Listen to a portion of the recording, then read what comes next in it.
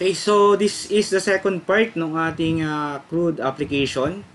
So, ayan, natapos tayo class dun sa routing. May madadagdag pa dito sa mga types of routes na ginawa natin nung previous video natin. So, ngayon naman, punta class tayo dun sa isa pang configuration file na kailangan natin palitan. So, dahil ito ay CRUD application, so syempre gagamit ito ng database. Okay? So, ang kailangan natin gawin class ay mag-create muna ng database. So, punta lang ako ng page, ng localhost, phpMyAdmin, localhost. Okay, kung kayo na may gumagamit ng ibang application, so kagaya ng Navicat or other application, so wala namang problema. So, ang problema ko pala ngayon ay hindi pa yata nakaran yung aking server. So, server run muna natin. Parang nag-restart kasi ako. So, every time na magre-restart kasi ay close ko muna yung mga hindi natin kailangan. So, hintayin lang natin mag-run yan.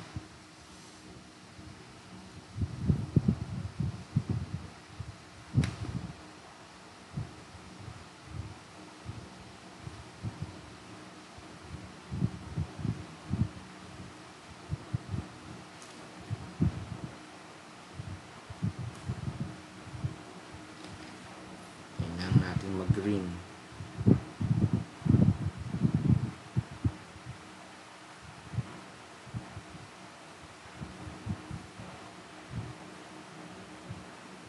Yun. Na. Next ay open ulit natin si phpMyAdmin.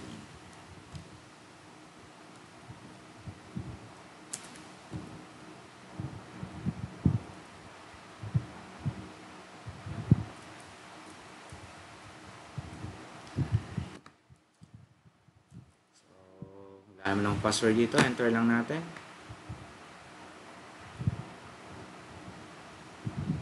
Meron na kasi ako dito mga pwedeng gamitin natin. Pero mag-create na lang tayo ng bagong database. Create lang tayo new.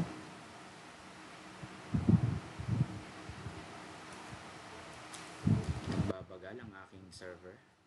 Database name. So, for example, ilagay ko na lang ilava CRUD. Sana wala pa akong database na ganito ang name. Then, palitan lang natin ito ng UTF-8 MB for General CI. Ayan. Create lang natin. Ayan, wala pa tayong table. So, create lang tayo ng isang table. So, halimbawa ay products.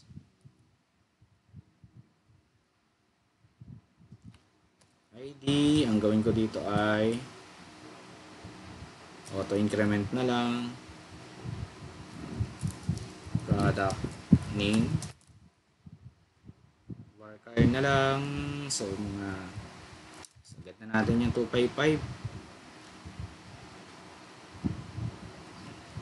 Product description or dest na lang. Created.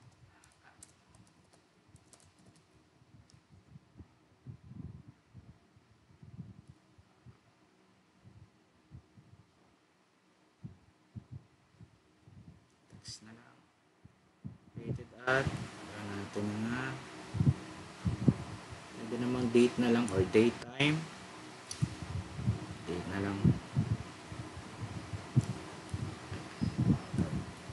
Gawin na lang natin ang date time.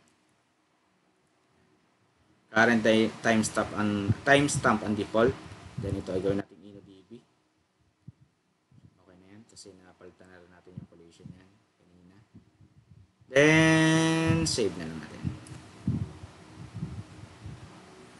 So meron na tayong isang product na yan. Okay, so ayan. So for the sake of example lang naman, meron tayong table products, lava CRUD ang ating database. So yan yung kailangan nating ipalit dito naman sa sinasabi ko sa inyo. Dahil magko-consume tayo ng database, you need to change yung ilan mga information dito sa database file natin. Okay, sa database configuration file. So ayan, sa apparent app, yan. App folder directory then config, and then hanapin yung database.php. So, ito yung laman yan. So, ayan yung mga kailangan nating palitan.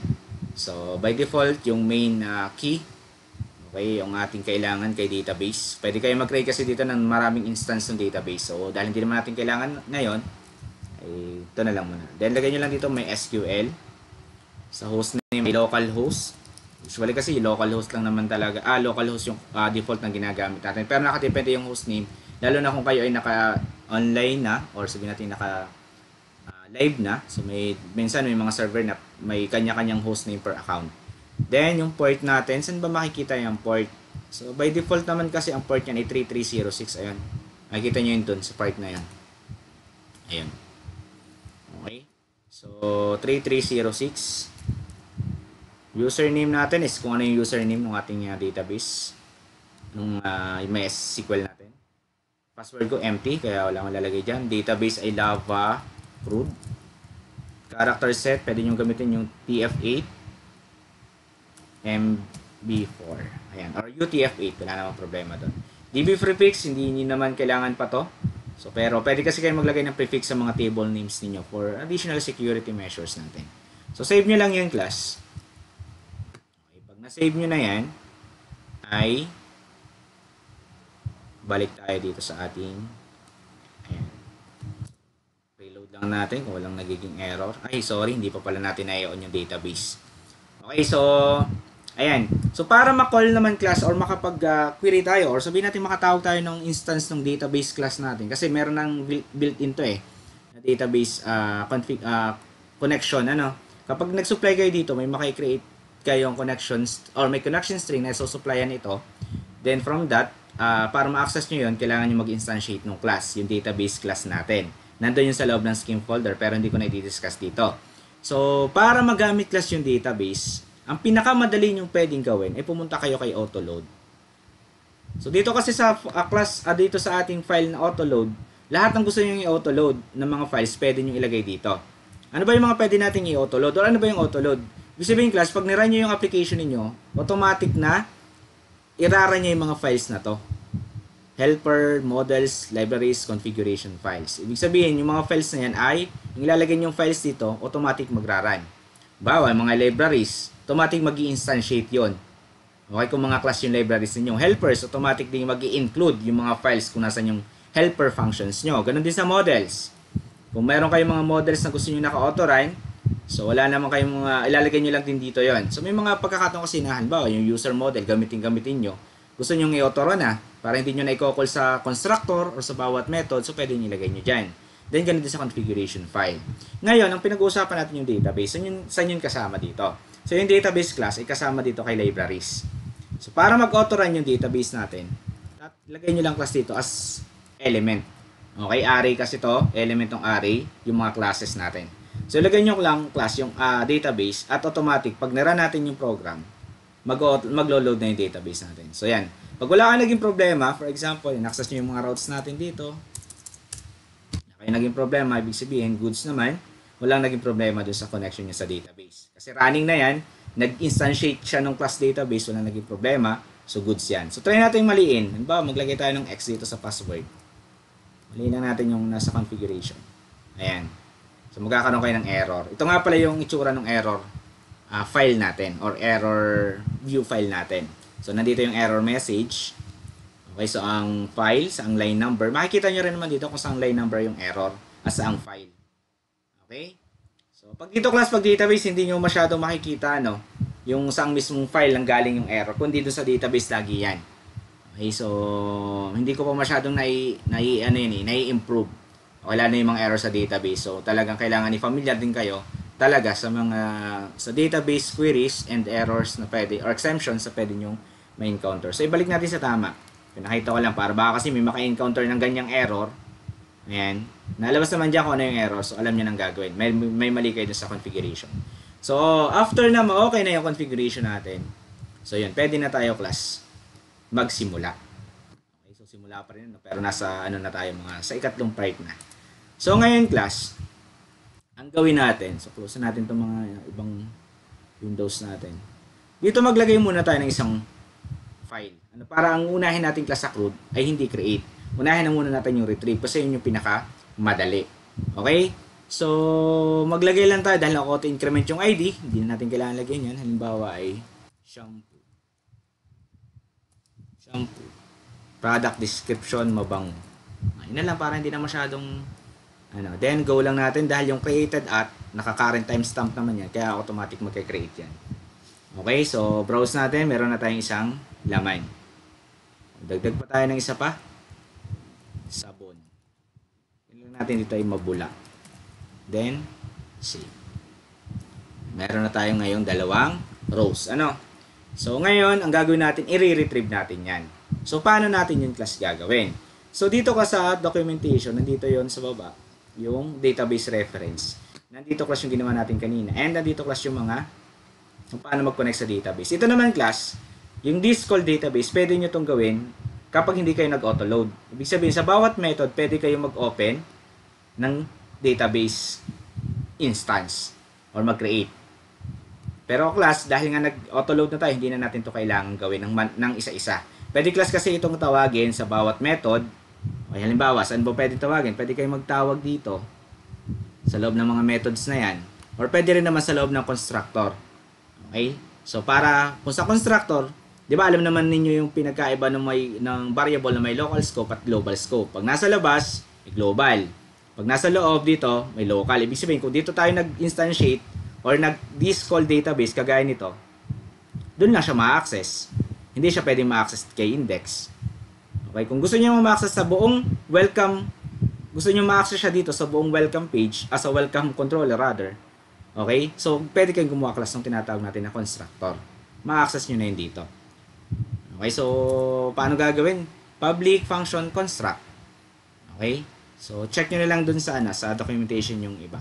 Pero again, pwede kayo dito tumawag ng public function construct.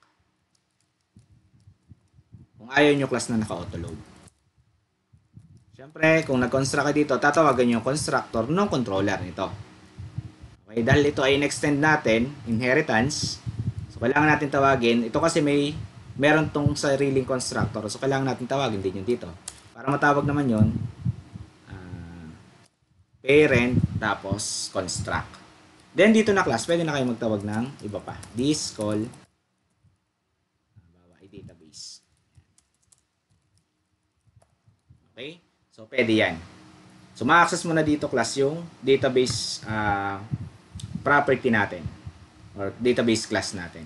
Sa dito kay index at saka kay about us. Pero again, inilagay natin siya kay autoload, hindi na natin yun gagawin ng paulit-ulit. So, pwedeng wala na ito. Usually naman class, ang database instance ay kailangan yun sa pagka ang inyong ginagawang application ay nagko-consume ng database. So, usually talaga nandito yun, nilalagay ko na yan sa autoload. Pero again, walang problema. Kung gusto nyo isa-isahin, kung masipag-sipag kayo, so nasa inyo naman yun. Okay, so let us continue. So, balik tayo dito. Dito rin yung class makikita yung ating may multiple database. Pwede rin tayong gumawa ng query builder. Okay, meron tayo dito mga methods para kay query builder natin. Select statement, meron tayo dyan. Select functions, table, pag-i-insert, pag-i-update, pag-i-delete, yung mga work clause, inner join. Okay, yung mga joins natin. In, group, not in, yung mga between, like. So, nandyan lahat yan. So, nandito yung mga, kung paano, nandito yung mga, dito, syntaxes. At the same time, nandito rin yung magiging output. Okay, so for example, sample na lang tayo dito sa malapit-lapit. Select. So, yan o. This DB. Itong this DB class na to, yan ay isang property para ma-access natin. Ito class, mag-e-enable lang yan kapag nira natin yung database class. Okay? Kung nag-instantiate tayo ng database. So, kagaya nung ginawa natin dito. Again, nung inilagay natin siya dyan, ay automatic may instantiation na nangyari kapag nira nyo yung program. Naman sa pinakita ko kanina dito, sa construct, ito, tinawag natin dito. Pag class yan inatawag na natin, dito sa loob ng ating mga methods na to, pwede na natin tawagin yung si this DB. Ayan. Pwede na natin idugtong yung select, table, itong lahat ng nasa DB, query natin. This DB, lagi yan dito nagsisimula. Again, yan ay yung instance. Ibig sabihin class, parang siya na yung variable name na pinasahan natin ng instance ng database. Okay ha? Yung this DB na yan, yan na yung ating instance variable. Okay? So, then, itong mga table na yan, class yan, select, table, yan na yung ating mga query builder methods. So, kaya ang access natin, kung magse-select tayo, this DB, select. Yan. This DB table, select natin yung column, specify natin yung mga columns, yan, select kung ano yung mga columns na gusto natin may alias. So, nandyan yan. So, ngayon, yan lang din ang gagamitin natin.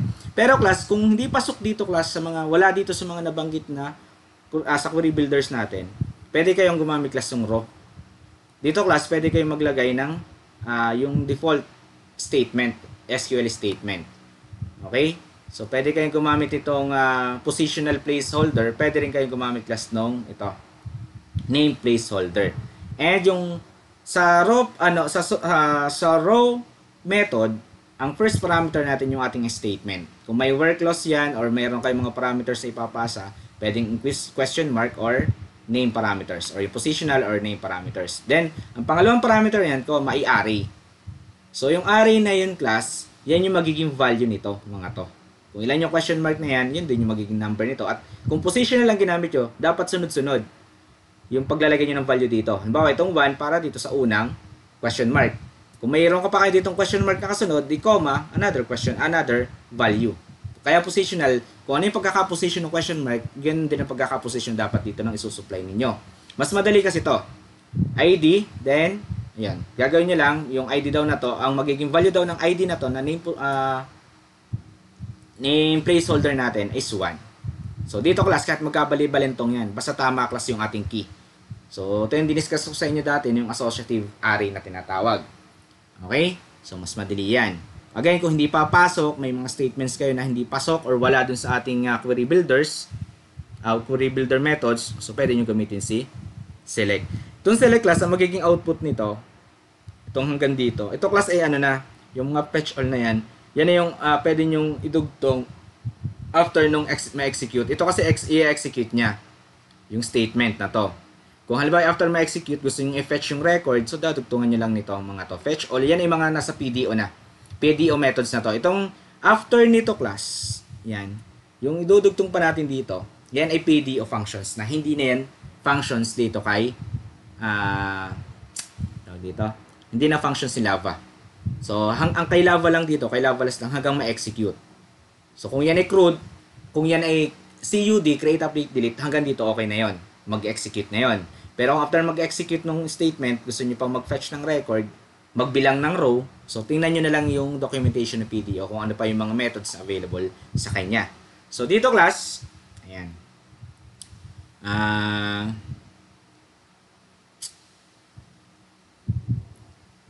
Start tayo na mag-create muna ng isang select muna nga pala tayo gaya na nabanggit ko sa inyo kanina. Pero for the meantime, wait lang muna at ako lang may kukunin. Saglit lang naman to.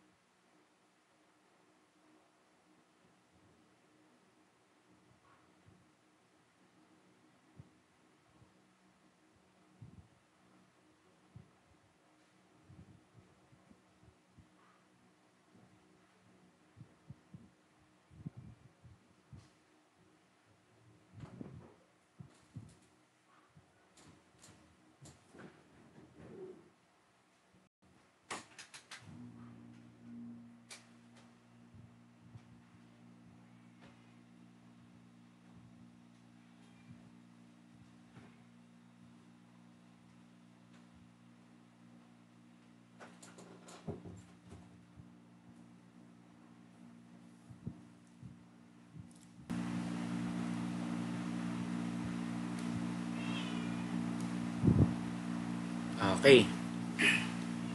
So, okay na ba? Ang OBS, baka hindi ako naririnig. Okay, so simulan natin again dun sa, so again, nandito lahat yung mga methods natin. So, simulan natin dun sa pag-read, ng records. So, first thing ay, punta muna ulit tayo dito. Saan ba natin gustong ilagay yun? So, marami kasing way para makapag-read tayo or marami tayong pwedeng paglagyan pag nag-read tayo ng data. So ngayon, ang gawin natin, mag-create na lang tayo ng panibagong controller. Wag na dito sa welcome. Usually yan ay talagang for purpose yan dun sa landing page natin. Okay, so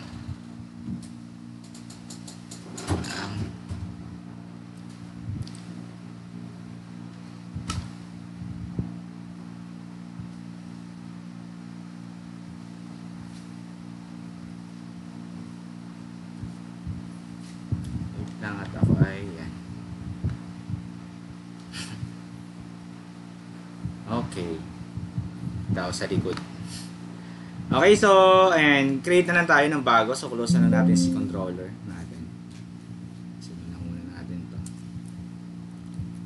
Close na lang natin. Wala namang error dyan. Si autoload, close na rin sa database para medyo malinis tayo yung ating lalakaran, kumbaga dito.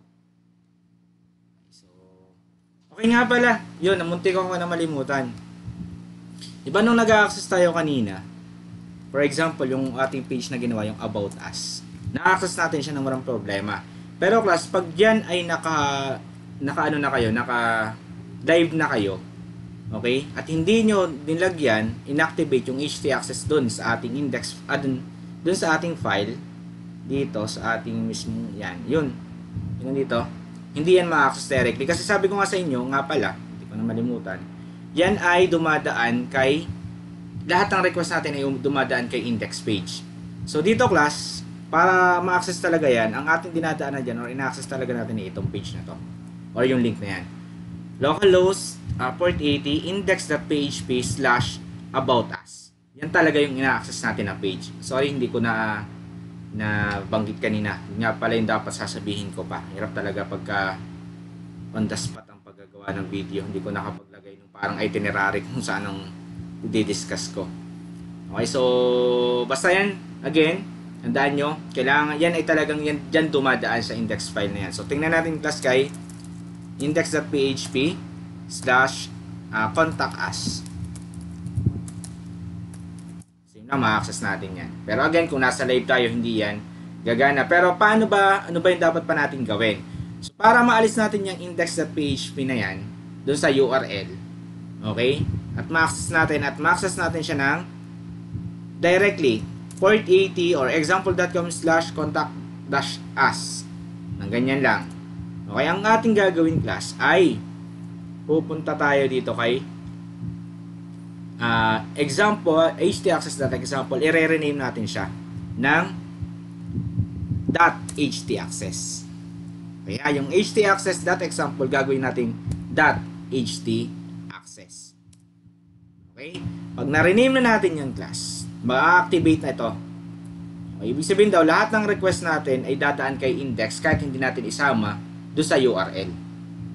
Okay, so yan yung purpose ng ating htaccess. So magiging .htaccess yung htaccess.example natin na file. Then dito class kay config, itong config natin for index page, okay, dahil hindi na siya dadaan dyan, aalisin na natin to. Then save. Yan nga pala yung kailangan nyo pang gawin sa config. Okay? So ngayon class, kahit naka-live na yan or kahit hindi, wala na tayong magiging problema dyan. Okay? So ma-access nyo na yan. So reload lang natin. Ayan. So wala tayong naging difference. Pero pag naka-live na yan, so wala na tayong magiging magiging problem. So again, bago tayo mag-proceed sa database configuration kanina, kaligtaan ko lang, limutan ko lang. Palitan nyo na rin to.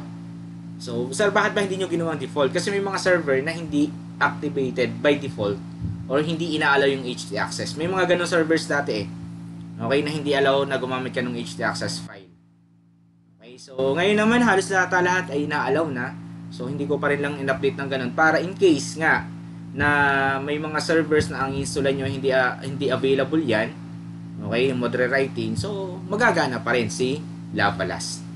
Okay, so, kung activated naman, or sabihin natin na ina-allow naman kayo, so yun ang gawin ninyo, rename nyo yung htaccess dito, .example to .htaccess. Then itong sa config.php, alisin nyo yung value dito, yung index.php, burahin nyo lang yan, then save. So wala na kayong magiging problema. Pag in-access nyo na yung mga page o yung mga routes ninyo, kaya dito, pag in-access nyo na itong contact us, about us, hindi na kayo dadaan kay index.php. So pwedeng yan na yung ilagay nyo agad sa inyong link. So ngayon, ayun, balik tayo doon class sa kanina. So paano ba tayo mag-retrieve ng file? Okay, so gawa muna tayo class ng bagong controller. So pwede mang mano-mano. Right click lang sa loob nito, mag-right click lang new file. Pwede kayo mag-create. Pero kung ayaw nyo naman na mag-create yan ng mano-mano, kasi magtatype pa kayo nito eh. Tatype nyo pa yan, saka yan, yung mga yan. Para hindi nyo na i-type yan, ay pwedeng sa ano na lang, gamit si CLI, si console. Diba kanina may pinakita ko sa inyong folder yan, yung console. Okay? So, ayan. So, pwede class, ang gawin nyo na lang, same lang din dito. So, ginawa natin yung Lava. Kaso nakarun tayo dito eh. Kaya ang gagawin natin, mag-right click na lang ulit tayo ng isa pa, doon sa folder natin, Lavalas CRUD. Open ulit tayo ng integrated terminal. Okay? So, ayan. Meron na tayo class na bagong command line na hindi doon sa running dito. So dito class, type lang natin din, again din, PHP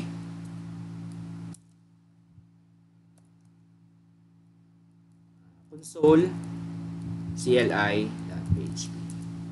Ayan. So tatype again, PHP space, run lang natin yung file na console. Alin ba yun? Yung console CLI.php. Ayun. So doon lang sa sa command line. So, create a new file. So, again, sabi ko sa inyo kanina, dalawa lang pa lang yung nilalagay ko dyan. Model pa lang at controller. So, pag mag-create daw tayo ng controller, type nyo lang easy. Then, pangalan ng controller. Halimbawa, product na lang yung lagay natin. Or, product na lang, singular. Product, controller. Enter lang natin. Do you want to continue? No na. Wala naman tayo ibang i-create. N lang. So, para mag-exit. Then, makikita nyo class dito. Punta kayo dito sa app. Controllers, meron na kayong bagong controller dyan. Ayun, product. Okay, hindi nyo na yun. Kung gusto nyo naman pwede class mag-create naman naman, di itatype nyo to isa-isa. Itatype nyo ulit ito or ika-copy paste. Okay? So, ayan, meron na tayong bagong controller. Wala pa tayo nga lang method. Okay? Dito nga pala class sa routes, may dagdag ko lang. By default, kung hindi mo i-specify itong route ninyo, yung inyong method, controller lang, automatic class ang tinatawag niya yung index. Kaya kung i-access ko yan, same lang dun sa may index. Ang ma-access ko dyan yung landing page. Ayan. Okay ha? Pwede nyo i-specify. Pag hindi nyo i-specify yung index, automatic si index pa rin ang hahanapin yan. Okay? So, pwede namang ilagay din or pwedeng hindi. Nasa inyo na yan. So, yun, balik tayo dito. Create tayo ng bago para kay product. Ang gawin muna natin, okay, create tayo dito ng public function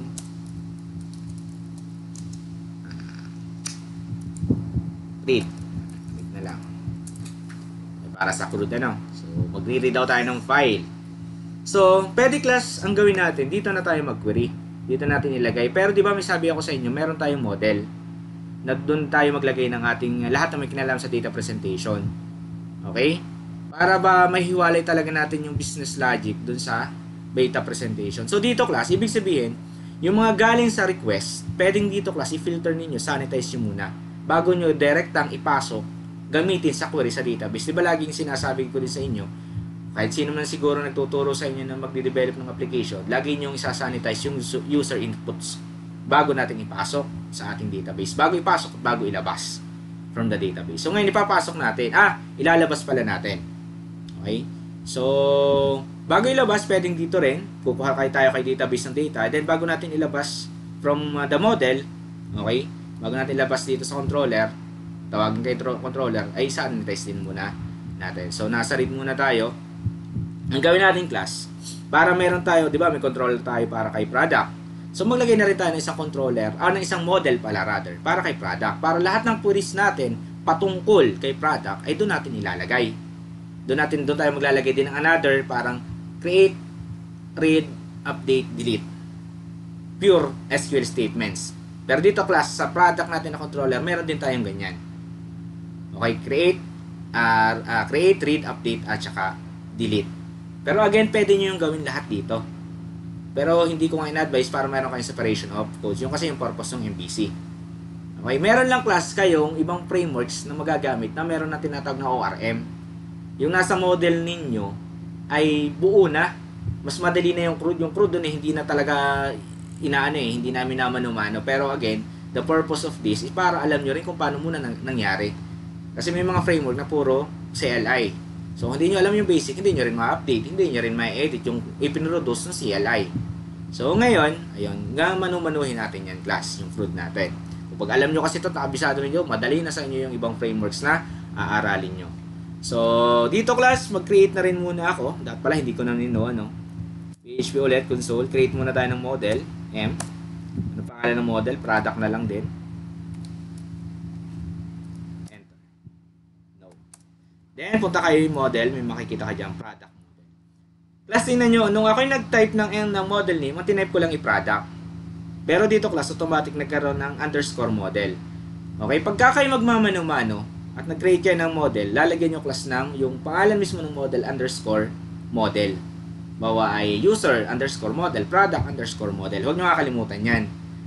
Okay, so para dito kasi, dahil hindi ka required gumamit ng namespace kay Lavalas, okay, maliban na lang kung meron kayong mga i-integrate na libraries outside or galing halimbawa kay Composer, okay, kay packages.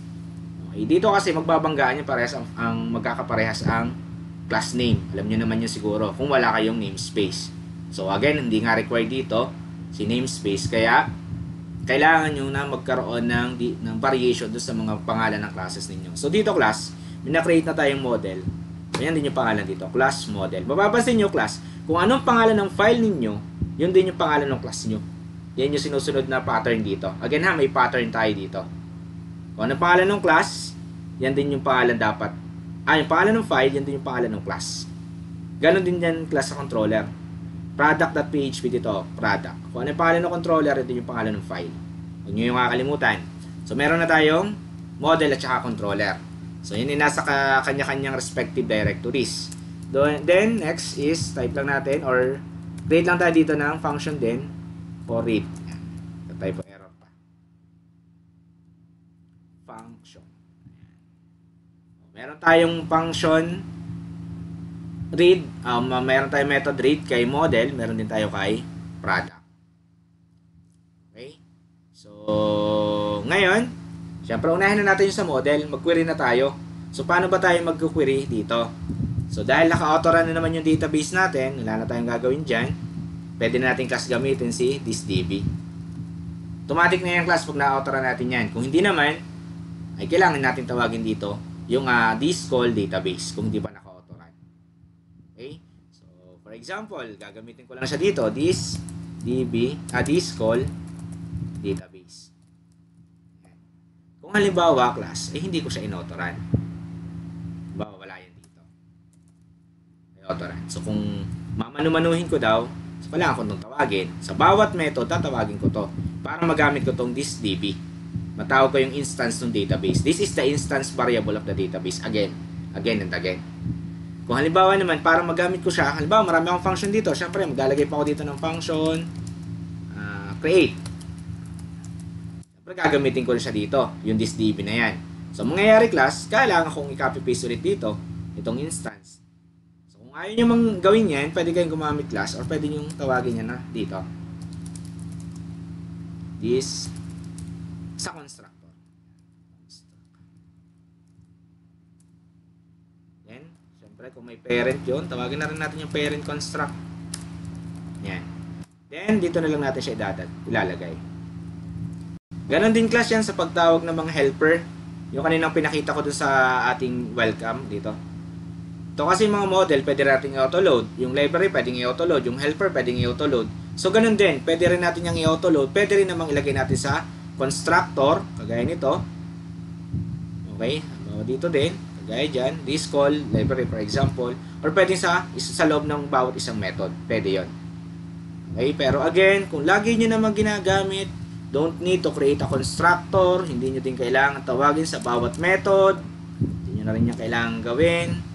Ang gawin nyo na lang class ay punta kay autoload, ilagay nyo si library na gusto nyo lagi naka-autoload, kagaya ni database, i-save, and then okay na yan. Buhay na si thisDB dito. Automatic instantiated na yan. Accessible na yan sa lahat ng part ng inyong framework. Then, thisDB, paano ba tayo mag-select? So, nandito yan sa ating, ayan, select. Ang kailangan daw natin yung table name and then yung column na select natin. Then, get all. Kung gusto natin kuhanin lahat ng record. Select pangalan ng table, ang mga columns, and then get all. So, ganito lang yan. thisDB, table. Pangalan ng table natin ay products sa database. Tingnan natin yung database natin. Products. Ay, wala pala dito. Sa table nga pala. Tingnan natin yung database table natin. Activity. Tingnan natin kung tama. Ayun, products. Table products. Okay. Balik tayo dito. Product, then products. Kung gusto nyo class, i-select lahat, parang select all. Hindi nyo na class kailangan gamitin si select dito. Pwede naman kung masipag-sipag, lagay nyo select all. Pero ang shortcut niyan, then get all. All records. Okay, kung i-select nyo lahat class ng columns, pwede class hindi nyo na ilagay yan. Table na lang, then pangalan ng table, get all. Masa-select nyo na class dito lahat ng columns. Okay, lahat ng records nyo at lahat ng columns ng table. Kung gusto nyo namang isa-isahin, halimbawa, ang gusto nyo lang kunin ay yung isang column lang, so pwede kayo gumamit class ng select. Halimbawa, ang gusto nyo lang kunin ay ID, so ID lang yung masa-select ninyo. So pwede kayo mag-refer class dun sa documentation natin para dun sa iba. Iba pang syntax na pwede or available. Pwede rin yung may alias, yung may as, halimbawa ay pag-ID rin naman yan. Okay, kung gusto nyo paiksiin pa, pwede rin yun. Okay, so dahil nga, gagawin ko, select ko lang laman lahat, alisin ko na lang yan, select all. Okay? So ngayon class, pwede nga gawin ko dito, ito i-return ko na. Kung wala na naman ako ibang gagawin, i-return ko na lang yan. Ibig sabihin, pag tinawag ko daw si project model method read, model product, project na product model, method read, pag tinawag ko daw yan, kay controller, so ang magiging output daw niyan, ang re-return daw niyan, lahat ng records ng table product, parang ganon. So dito class, sabi ko, kay lahat ng ang pinakapuso ng framework natin is si controller, kaya dito lahat magpapanapanag po yan. Dito rin natin siya tatawagin. Okay? So dito natin siya tatawagin sa loob, yung ating model. Para makapagbasa daw, tatawagin. Di ba kanina sa ating routes, ang ina-access natin ay yung pwede lang natin ma-access sa route is it's either yung using or pwede nating ma-access kay route is yung controller and method or yung gamit si closure na yun, doon ko lang mismo sa routes na mag-execute mga statement. So dito class, tatawagin ko daw ito yung si read. Pero hindi ko siya matatawag pa dito directly. Kasi si model, kailangan kong instantiate pa to. Kailangan ko itong ma-call. So, ibig sabihin class, kailangan ko dito, para magamit ko si model, yung this call model. Ayan. Ano pangalan ng model natin? Si product model. Ayan. Okay? So, pag natawag ko na yan class, saka ko palang pwedeng matawag. Ito class, ang katumbas lang nito ay parang ganito. Halimbawa ay model equals new product model. Parang ganyan lang nangyari dyan. Product model is equal to new product model. Dito class, kahit maliit lang yung letter dito, pag tinawag nyo na puro small letters, wala nang problema. Automatic kasi pinapalaki yan. Pwedeng maliit na lahat yan para plain lang, pare-pares na lang yung inyong case. Ano? So, kung gusto nyo malaki, wala rin naman problema. Pero ako kasi nasanay na puro maliliit na lang. Okay, so ito lang yung katumbas yan. Ibig sabihin, in this part, nag-instantiate kayo ng product model. Okay, and then, after nyo ma-instantiate yan class, pwede nyo na class tawagin ito. this. Then, syempre, ito na yung magiging instance name ninyo. So, this product model, yung this ay parang this din sa C#. Ay, sorry. Parang this class ang ibig sabihin. Product model. Okay. Then, yung mga methods and properties na nandito. Kung ito na may methods lang, tatawagan nyo si read, edi yan ang inyong ilalagay dito. So, dahil si read nga kailangan, read. So, magiging output nito class ay yung ating output nito. Yung lahat daw ng records ni products sa database. Okay? Eh sir, ibig sabihin sir, pagka halimbawa gagamitin ko pa siya dito, yung aking product model, halimbawa sa insert, create. So, tatawagin ko ulit ito. So, yun yung sinasabi ko sa inyo kanina. Pwede nyo siyang i-autoload yung model. So, sa autoload class, yan. Pwede kayo pumunta kay model at i-autoload nyo class si product model. Pwede rin yan. Automatic loaded na yan. Hindi nyo na kailangang tawagin pa siya dito. O kaya naman, dahil hindi ko naman kailangang lagi nakaload si product model, pwede naman na sa halip na ito tawagin ko ng tawagin, mag-instantiate ako sa bawat method, diyan ako pwedeng class maglagay ng control ng constructor. Yan na yung ginagawa ko kalimitan. Pag ang mga model ko or mga functions library, dito ko lang ginagamit sa specific controller, hindi ko na siya ini-autoload. Okay? Para hindi siya tinatawag lagi, hindi siya automatic nagra-run. So, nilalagay ko lang siya sa constructor kung saan ko siya malimit ginagamit. Okay? So, parent ulit. Construct. Then, dito ko na siya ilalagay. And, yun, pwede ko na siya tawagin dito. Automatic na yan, class naka-load na. So, pwede ko nang gamitin dito yung instance ng product model. Pwede class yung i-rename. Kung kayo nahabaan, diba, product DB. So, meron tayo dito class sa model, sa ating documentation, yung mga ways para mag-load. Pwede kasi kayo mag-load ng marami. Diba, maraming model ang ilo-load nyo. Pwedeng array. Array ang magiging parameter nyo dito. Kung marami kayong model na sabay-sabay ilo-load sa controller. Marami kayong library na sabay-sabay ilo-load sa controller. Ganun din kung library. Okay, or helper pala. Array naman yan. Nandito yung class.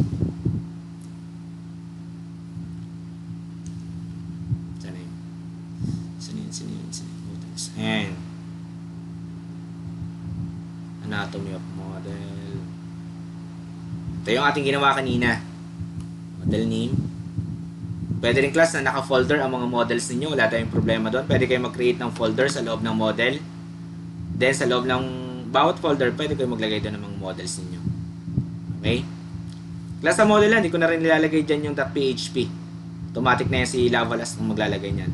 So pwede rin naman ganito. Pangalan ng model, comma, then yung gusto nyong bagong pangalan niya. Pwede nyong i-rename. So, pag tinawag nyo, for example, dito, product model, comma, ang gusto nyo maging pangalan na lang i-prod DB. So, dito class, pag ang magiging instance variable niya is prod DB na. So, dito class, hindi na yung mismong product model. Prod DB na rin ang gagamitin niyo. So, yan. Pwede yan para mas maiksi. Para ma-rename nyo yung instance ng model. Okay? So, hindi naman siguro pa natin kailangan yan. Then, basta mag-refer na lang kayo dito. Pag array, meron din dyan. Ayun. Gusto yung array ang parameter. So, pwedeng array din, pangalan ng mga models.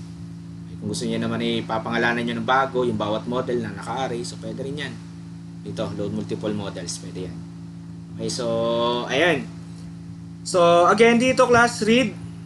Okay, ang gagawin daw natin, itatawagin daw natin yung magiging output. Okay, re-return niya lang daw yung output ni product model read. So, alin yon? Ayan, ito yon. Yung output nito, return. So, punta ulit tayo sa product. Ayan. Ang gawin natin class para ma-check natin muna yung value niya. Ano lang muna natin. I-dump muna natin. So, pwede tayo mag-var dump din dito ha. Var dump, then yung product. Para makita natin kung may laman. Then ngayon, wala pa siyang, yung ating controller na yan, method, wala pa siyang routes. Route pala. So, create natin siya, o lagayan natin siya, gawa natin siya ng route. Copy. Create lang tayo dito ng route. So, halimbawa ay product, then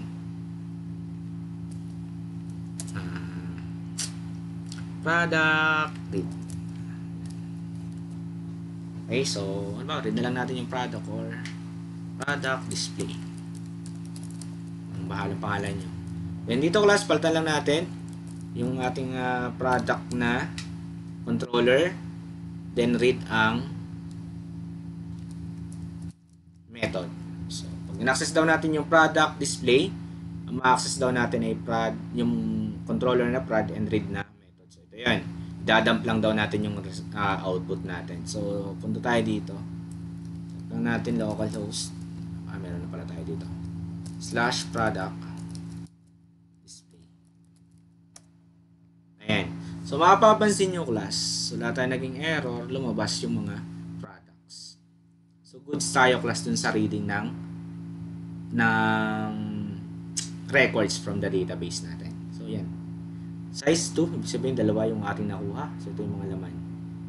So ang gawin natin class para man maganda-ganda ang display, so dito class natin nilagay kay controller. So again, yung pagpapadisplay, ginagawa ko lang to pag nagde-debug para hindi muna ako mag-create ng view file. Pero okay naman, wala naging problema. So pwedeng itong prod na to ay ipasa ko dun sa view file. So di ba kanina doon sa view, meron na tayong ginawa yung welcome page.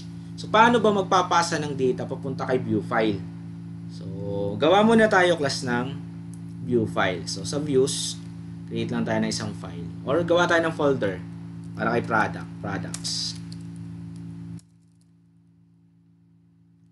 na lang. Then another new file, folder, then file, display na lang. .php. So dito class, nag-create lang ako ng display.php HTML5. Then my display product. Okay, so pwede class tayong gumamit din meron kasi ditong paging din. Okay, para mano-mano yung paging natin sa records. Or pwede naman kayo gumamit ng data tables, yung nasa datatables.net. Okay, so wala naman tayong magiging problema doon kung kailangan nyo ay mas mabilis. Okay, or mas madaling gawin. So dito class, ang gawin muna natin. So wala pa tayong bootstrap. So ilagay lang muna natin sa simpleng table. Border.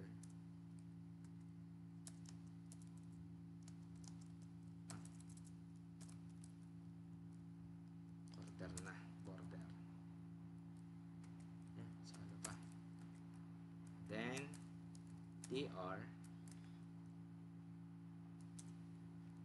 ano ba yung ating mga columns para malagyan lang natin ng heading. ID, product name, product description. Okay, th ID. So, isang row yung muna mga heading. Product name,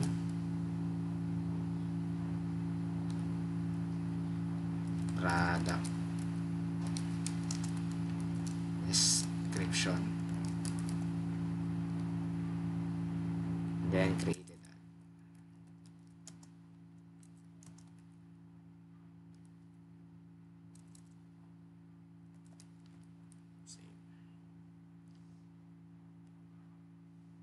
Then, sa bawat isang row naman, o sa second row, o dun sa mga susunod rows naman, ilo-load natin yung mga products na. So, for each,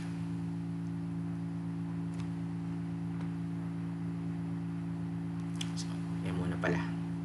So, pakita lang natin muna ito. I-load na lang muna natin ito dun sa ating controller. So, tawagin lang natin yung display sa controller natin. So, dito daw sa display natin, so, i-comment lang natin to. Discall natin yung ating view file na ginawa. Discall view, then yung ating view file na tatawagin. So nasa views yun. Siya kasi nasa loob pa ng product folder / and then display. Again, wala na yung .php. Display. Yan. Ayun, product display. So yun yung ating view. So reload lang natin tong read. Display. So, yan. Error. Mababasa nyo naman class So, display daw pero ang ating file naman ay display. Ano lang natin. Ayan. yung ating wala nga lang ka-design. So, okay, again na rin natin ang design. Mag-bootstrap na tayo. Medyo bootstrap 5. So, W3 school na lang tayo. 5 ba to? Okay. Tayo sa getting started. CDN lang muna. So, ano lang natin yung compiled. Lagay lang natin dito. Sa view file natin. Display. So, tayo ay meron ng CSS. Then, dito ay table.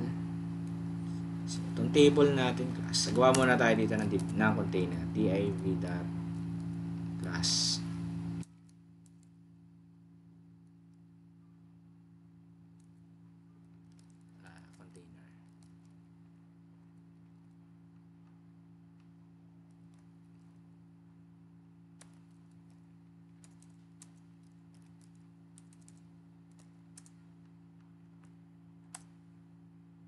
Ating table, pasok natin ito.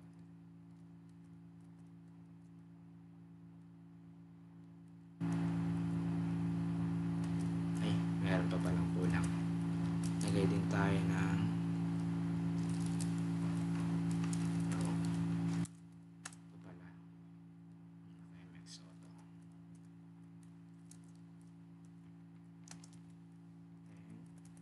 Then div.call.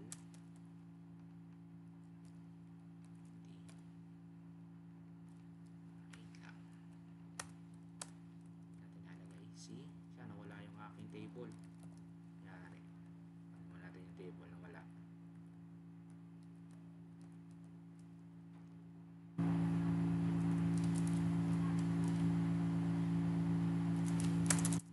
Paste.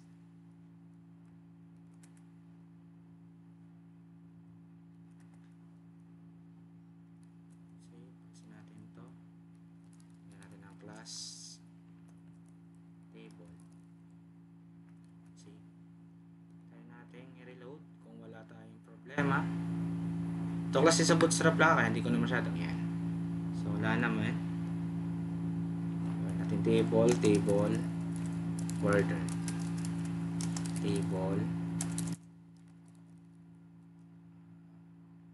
stripe. Tama ba? Meron nga ba yan? Makikita natin yan mamaya. So, lagyan natin yung row ng margin top 5 para medyo bumaba siya. Laki. Lagyan natin ng mga 3 lang.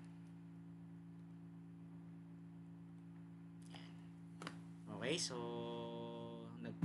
tumalab na yung ating design ng bootstrap. So, ngayon naman ay punta tayo ulit dito kay product.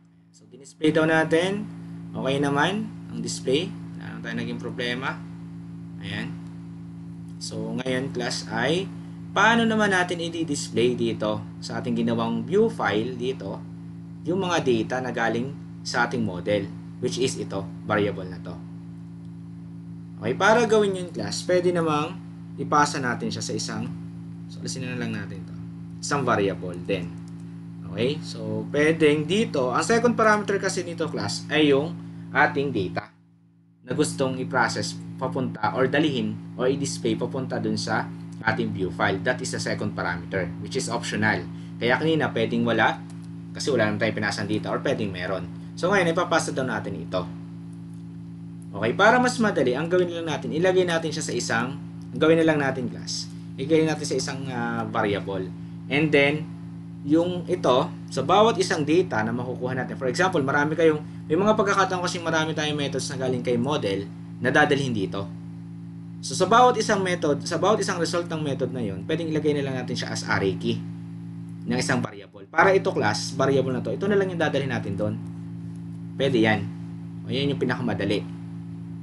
Ibig sabihin, kung mayroon pa tayong ibang data, ilagay nyo lang ulit dito, data, then another data. Halimbawa ay users o user, then equals, halimbawa ay meron pa tayo ditong another method, halimbawa ay get users. Ayan. For example, meron tayo nito.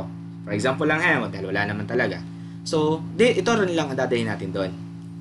Okay, para hindi na tayo maglagay ka dito nung tinatawag natin na associative array pa na bawat isang key, isang value or isang key ay isang value. Mahaba. Pwede naman, kaso nga lang ito na isa sa pinakamadali na advice ko. Pero pwede rin naman yung iba yung naiisip, kagaya nung sa ibang framework. Naka-array din dito. Tinuturo ko, wala pala akong mouse. Wala pala yan dito. Okay, so, pero again, yan. Pwede nyo na lang, para data na lang, yung pangalan na ng variable na lang, dadalhin nyo dito. So, ilagay nyo lang yan kay data. Okay? Yan na lang ipangalan nyo, data. Then, yung ang kinyan is yung bawat output, okay? Or bawat result, or bawat return value nung ating bawat isang dito, statement. So, maaaring hindi naman galing kay model, galing sa ibang computation, for example, so pwedeng yan. Okay, so dahil isa lang naman yan, wala tayong problema, data, prod na lang inilagay ko.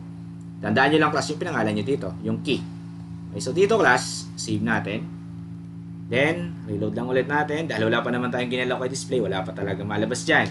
So kay display naman class, yan. Dito, kung gusto nyo makita may laman, so pwedeng direct naman, mag for each loop na kayo dito.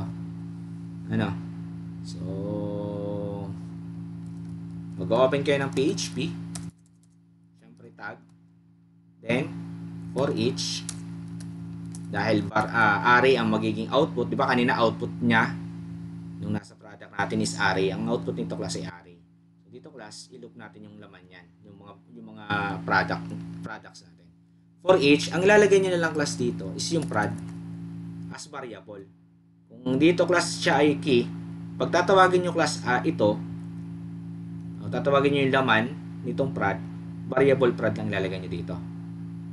Yan, prod. Kung ano nakalagay, kung ano yung key, siya yung variable name dito. Siya na yung nag-hold dito ng ating array. As, kung ano yung gusto nyo variable na mag-temporary mag-hold sa bawat loop. So, ito yung isang syntax natin para hindi tayo maraming curly braces. Pwedeng ganito syntax. Then, dito class, pwede na kayo maglagay ng another tr. Then, dito class, maglagay lang kayo dito ng PHP and for each. Pwede yan. Then, dito class, sa bawat isang row, sa bawat loop niyan, mag-create yan ng row. Then, sa bawat row, meron yan data na makukuha. So, kagaya ng isa, ito yung short for echo, PHP echo. Yan yung syntax na yan. Pwede yan. Short for PHP echo. Then, P, ano yung kanyang ID. Ang una niya kukunin. Ito yung mga column names na. Okay? Yung column names ng ating table. Yan. ID, product name, product description, created at. So, copy-paste ko na lang ito para hindi na ako sorry. Mahirapang mag-type.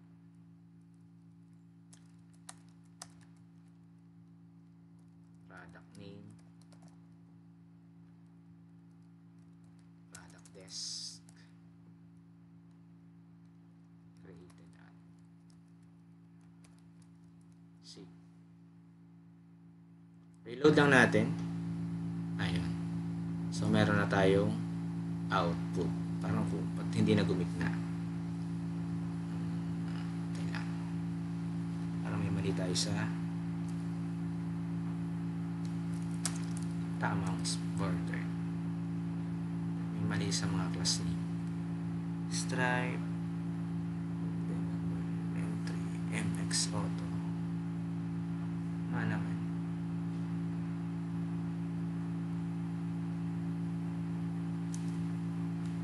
Yun. Dahil lang sa ano.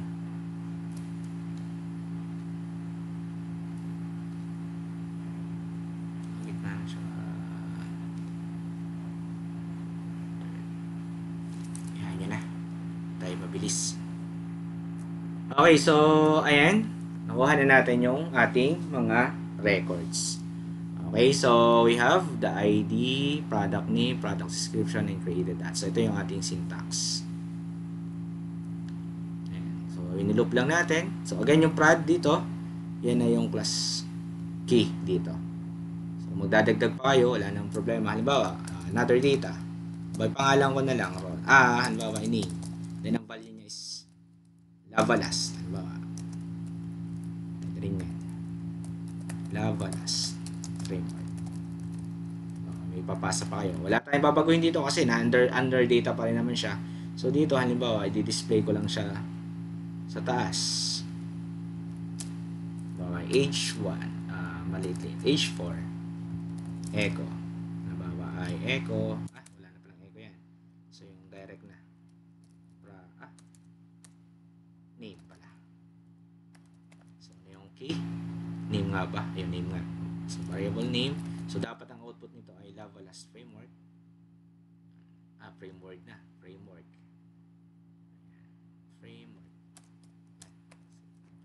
Lavalas framework. Ayun. So, ganun lang class magpasa ng data. Okay, papunta sa ating view file. So, putulin ko muna ulit dito para sa third part. So, ang sunod naman natin yung mga natitira pa, paano mag-insert, mag-update, at saka mag-delete ng records. Okay, so antayin nyo lang yung sunod na video, gagawin ko na rin naman. So, para lang meron tayong hindi masyadong mahaba yung isang video. So, sana nakatulong itong second video and abangan nyo yung third video natin. Peace out!